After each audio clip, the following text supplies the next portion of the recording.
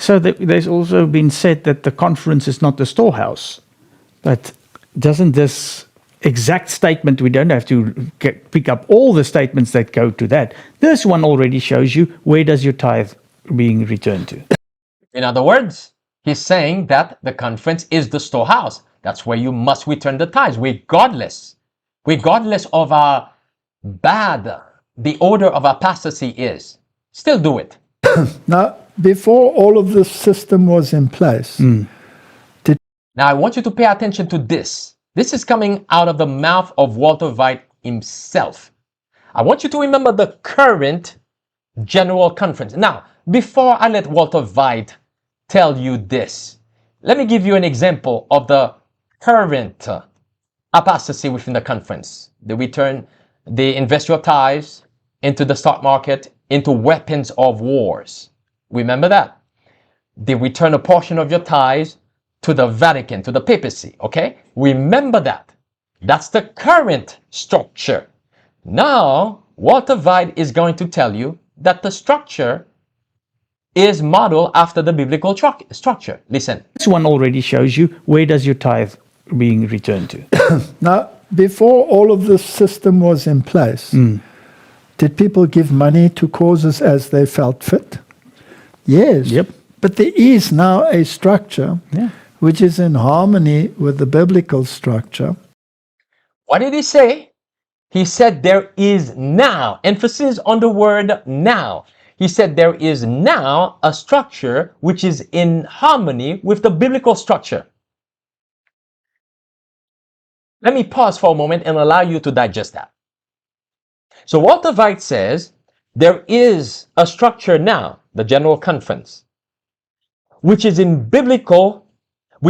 harmony with the biblical structure.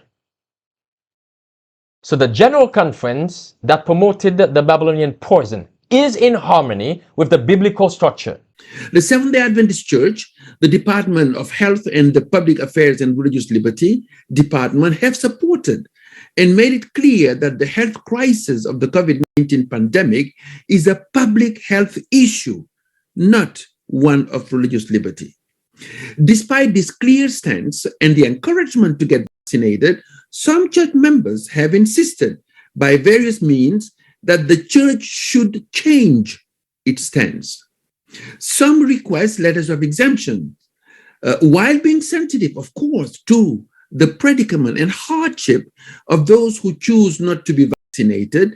The church has chosen not to issue exemption letters based on the prudence of not impinging upon the realm of state authority. The church can only promote actually what it officially votes. The church can only promote actually what it officially votes. Vaccination per se is in no way contrary to church doctrine.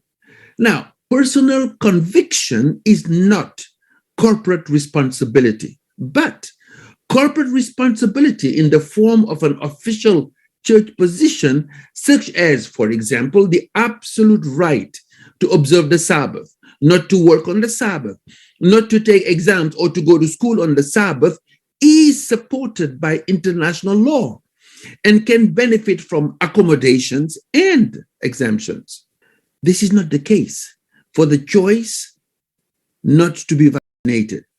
No international law has been promulgated against vaccination. So I actually, I want to get to something that I know a lot of viewers, or we received questions on this topic, and we know it's on a lot of viewers' minds. And this question I want to direct it toward Pastor Finley. There are some lines of thought linking the Adventist lifestyle and the Adventist message and theology to as a determining factor as to whether or not to take the vaccine. As in, if I follow Adventism, the lifestyle, if I'm a good Adventist, I do not need to take the vaccine. And some may even take it a little further and link it to salvation and say, if I take the vaccine, not only am I demonstrating a lack of faith, I am inheriting the mark of the beast. How would you respond to that? I think the last thing I'd want to say about this whole subject is when you think about whether you should get the vaccine or you shouldn't, as we mentioned, that's a very personal choice. But I think if one thinks only of themselves, that can be a selfish choice. We need to be thinking about not only of me, but my community. How does my decision, whatever I personally choose to make, impact elderly parents? How does it impact my son, my daughter, my aunts, my uncles? How does it impact the larger community? So the Christian ethic calls us to be considerate to the larger community based on Jesus' principle, love your neighbor as yourself. The General Conference that sent Ganundiap to Rome in ecumenism with Rome is in harmony with the biblical structure.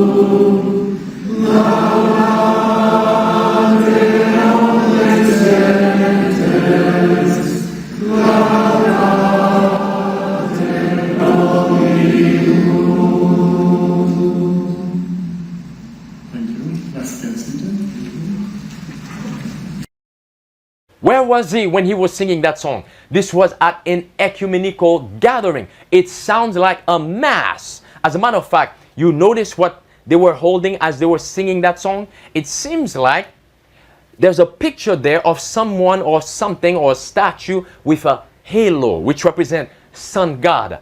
How do you feel comfortable if you were really a Seventh-day Adventist, standing there singing a Catholic hymn honoring the Pope and a song that they sing at Mass to show their victory over Jesus?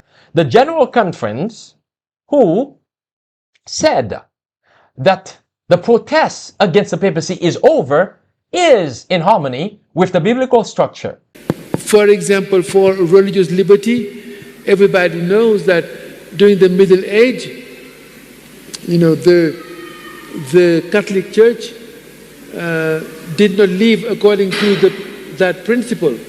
But to be fair to the Catholic, it changed in 1965, when they have the Second Vatican Council, because they made a declaration for religious liberty. The General Conference, who said that the papacy has changed, is in harmony with the biblical structure. I can go down the line. But to be fair to the Catholic, it changed in 1965, when they have the Second Vatican Council, because they made a declaration for religious liberty, So this is why we cannot slander Catholics just to say, oh no, they are not, they are against. Yeah, historically, because of the Inquisition and so forth, it was terrible. And the Catholics were not a model. But that changed in 1965 with the document Dignitatis Humanae, for example. A beautiful text, by the way, on religious freedom. So in other words, Adventists have to be educated also in what is happening in the world so that we will not slander people, not knowing their contribution.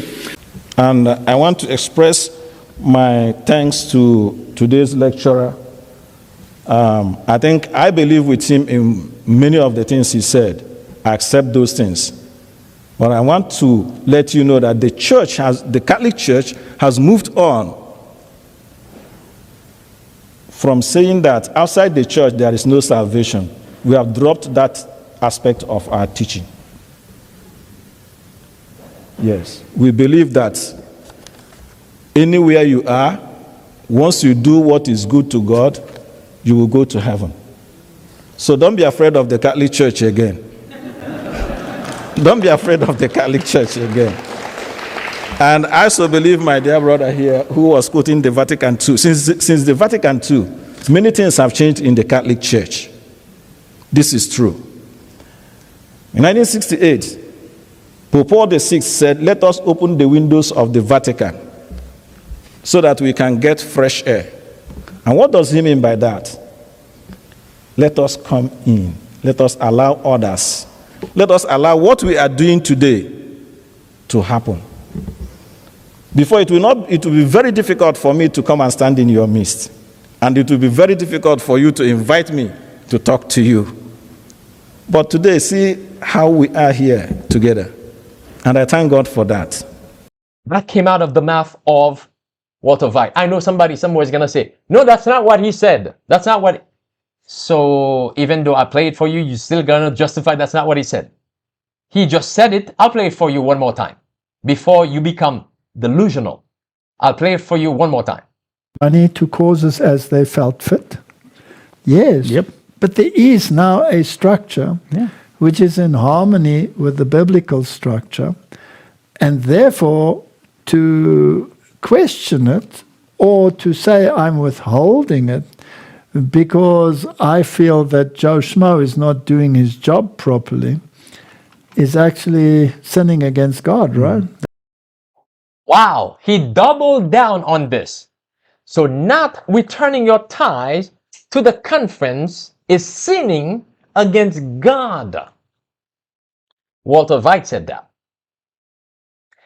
Let's go back one more time. Let's go again. Yes. Yep. But there is now a structure which is in harmony with the biblical structure. Point number one, there is now a structure which is in harmony with the biblical structure. Go for point number two now. And therefore, to question it. Point number two, do not question it. Don't question the General Conference. Do you remember something that is called Protestantism? Reformation? So anyone who dare to stand and question and protest against what the conference is doing, you are sinning against God. That was his point number three. That's what Walter Veith just said. Because the structure is in harmony with the biblical structure. How dare you questioning it? If you question it, you are sinning against God. There is something that is called Protestants. So I cannot protest against the abomination of the General Conference. We've been protesting and they won't stop the abomination. So what's the next thing? The next thing is withholding tithes from them. That's part of the protest. Walter Veith says, how dare you questioning that? That's Walter Veith. Now, before all of this system was in place, did people give money to causes as they felt fit? Yes. Yep. But there is now a structure which is in harmony with the biblical structure, and therefore to question it or to say I'm withholding it because I feel that Joe Schmo is not doing his job properly is actually sinning against God, right? That's what it says. He's actually sinning against God. Can you believe that's what we are hearing? Let's continue.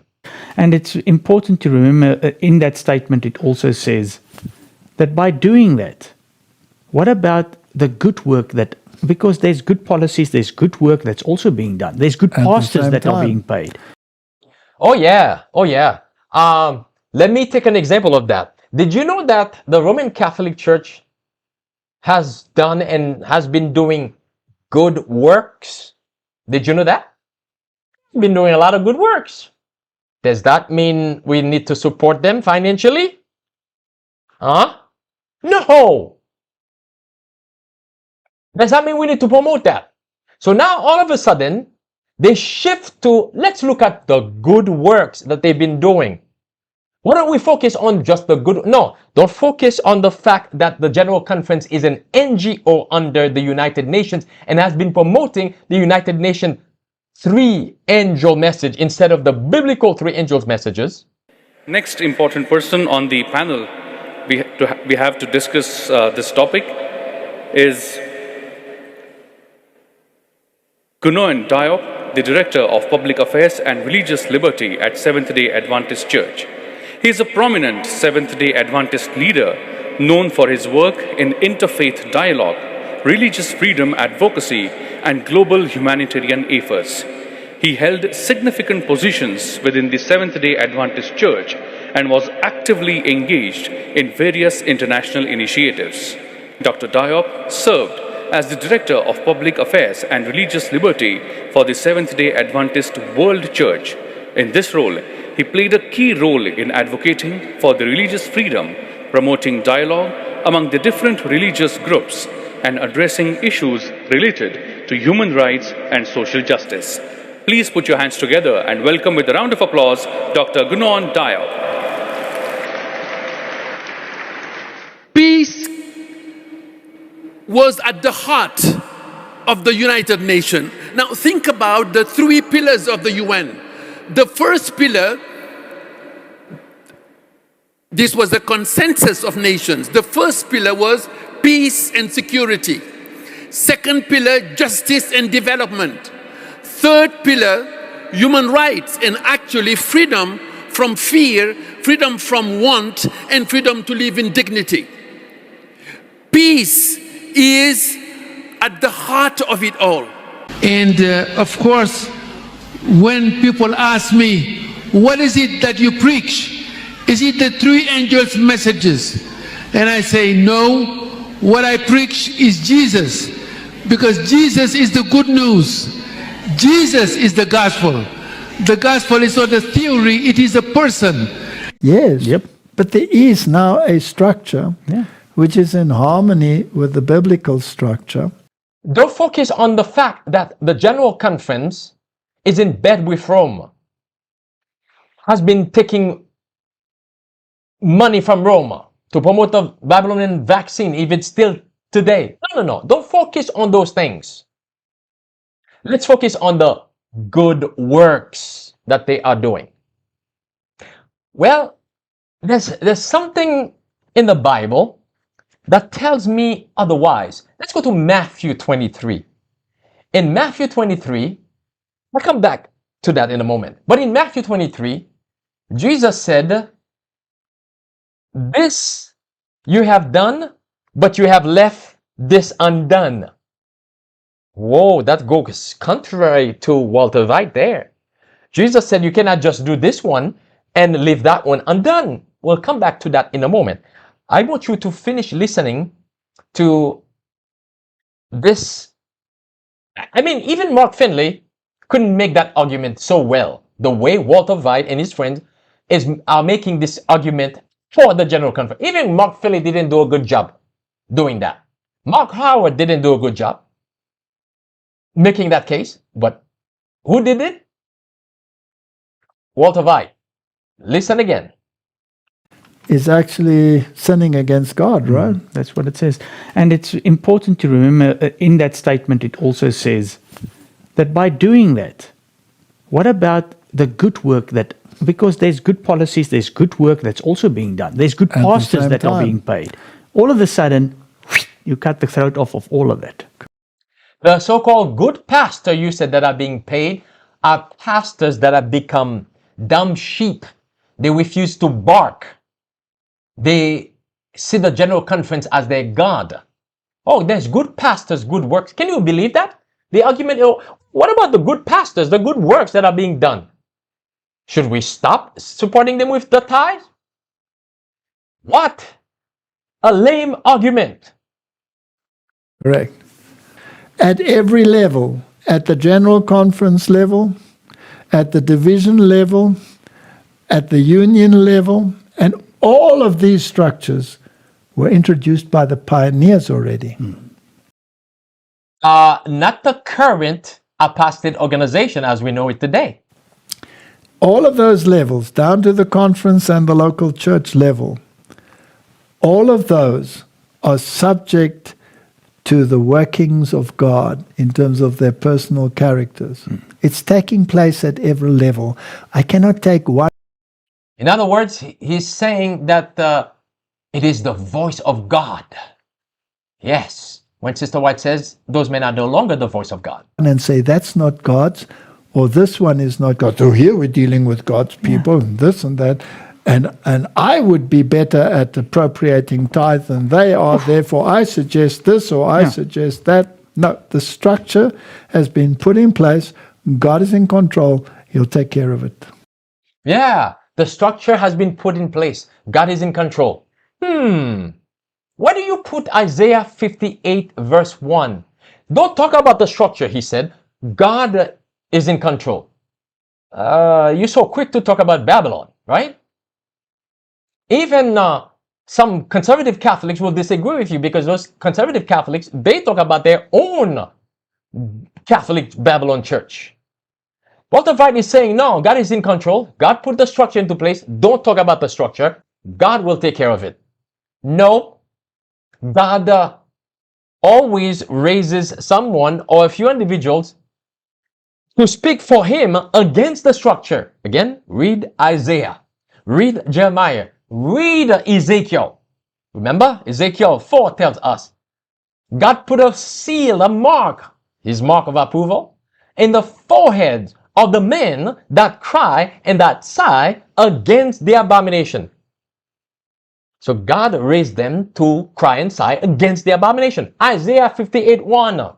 Cry aloud, spare not, lift up thy voice like a trumpet, show my people their sins, and the house of Israel their transgression. So, whom did God say to do this? Us. Cry aloud. But Walter Veith said, no, be quiet. Whom are you going to listen? Walter Veith or what the Bible says?